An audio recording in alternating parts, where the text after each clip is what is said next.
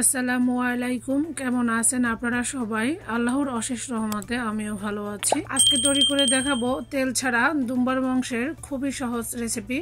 আশা করি আজকের রেসিপি ভালো লাগবে।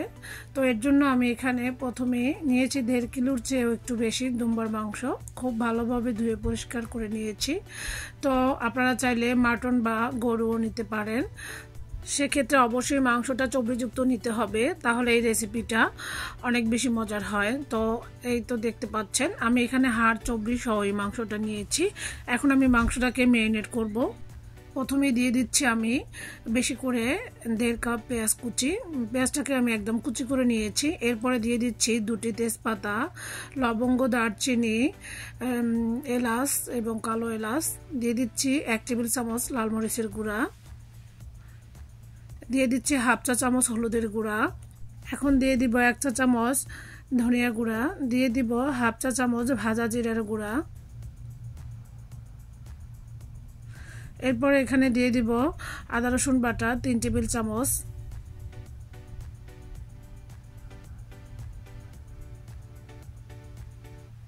দিয়ে দিব স্বাদ মতো লবণ। এখন আমি সমস্ত উপকরণগুলো খুব ভালোভাবে হাত দিয়ে মাখিয়ে নিব। মাংসগুলো অবশ্যই হাত দিয়ে খুব ভালোভাবে 2-3 মিনিট ভরে মাখিয়ে নেবেন এবং এভাবে মাখিয়ে আমি 1 ঘন্টার জন্য রেস্টে রেখে দিব। এই তো মাংসটা আমার একদম মাখানো হয়ে গিয়েছে, দেখতে পাচ্ছেন মাংসের প্রত্যেকটা অংশে খুব ভালোভাবে মশলাটা লেগে গিয়েছে। এই তো ফিরে আসছি 1 ঘন্টা পরে। এখন আমি চুলার জাল হাই হিটে দিয়ে 10 মিনিট রান্না করব। ফিরে এলাম 10 মিনিট পর। দেখতে পাচ্ছেন মাংস থেকে যথেষ্ট পরিমাণে পানি বের হয়েছে। তো এই পানির মধ্যে আমি মাংসটাকে নেড়েচেড়ে আরও 10 মিনিটের মতো কষিয়ে নিব। সর্বমোট মাংসটাকে আমি 20 মিনিট কষিয়ে নিব, কারণ মাংসটা একদমই কচি, সেদ্ধ হতে একদমই সময় লাগবে না। এরপরে আমি ঢাকনা দিয়ে ঢেকে আরও 10 মিনিটের মতো মিডিয়াম আঁচে মাংসটাকে কষিয়ে নিব। এই তো ফিরে এলাম আরও 10 মিনিট পর। এখন মাংসটাকে আমি আবারও ভালোভাবে নেড়েচেড়ে দিচ্ছি। আপনারা একটা জিনিস খেয়াল করেছেন কিনা আমি জানি না, মাংসটা যখন ম্যারিনেট করেছি ওই পর্যায়ে আমি কোনো তেল ব্যবহার করিনি এবং এখনও আমি কোনো তেল ব্যবহার করিনি। যেহেতু দুম্বার মাংস, দুম্বায় প্রচণ্ড তেল থাকে, বা গরু বা খাসির মাংস দিয়েও চর্বিযুক্ত মাংসটা নিয়ে এই রান্নাটা করতে পারেন। তেল ছাড়া স্বাস্থ্যসম্মত এই মাংস রান্নাটা অনেক বেশি মজার ছিল। একবার হলো আপনারা রান্না করে দেখবেন। এই তো মাংসটাকে আমি 20 মিনিট ধরে ভালোভাবে কষিয়ে নিয়ে এখানে আমি 3 কাপ পানি দিয়ে দিয়েছি এবং দিয়ে দিয়েছি 1টি রসুন।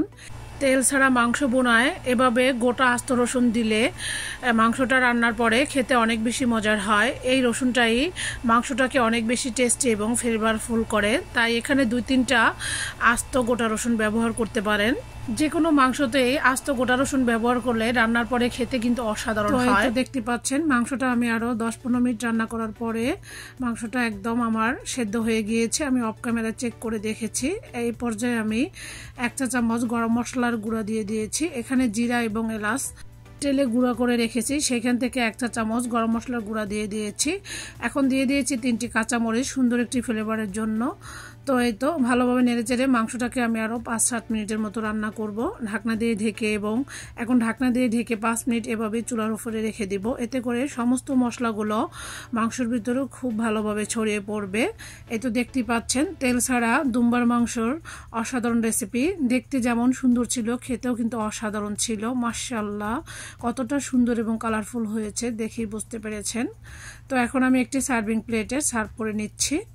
আশা করি আমার আজকের দুম্বার মাংসের তেল ছাড়া রেসিপিটি আপনাদের অনেক বেশি ভালো লেগেছে। যদি ভালো লেগে থাকে প্লিজ একটি লাইক দিবেন। অনেক আপু ভাইরা আমাকে সুন্দর সুন্দর কমেন্ট করেন, কিন্তু একটি লাইক দিতে ভুলে যান। প্লিজ একটি লাইক দিয়ে পুরো ভিডিওটি দেখে নেবেন। আজকের মতো বিদায় নিচ্ছি। আল্লাহ হাফেজ।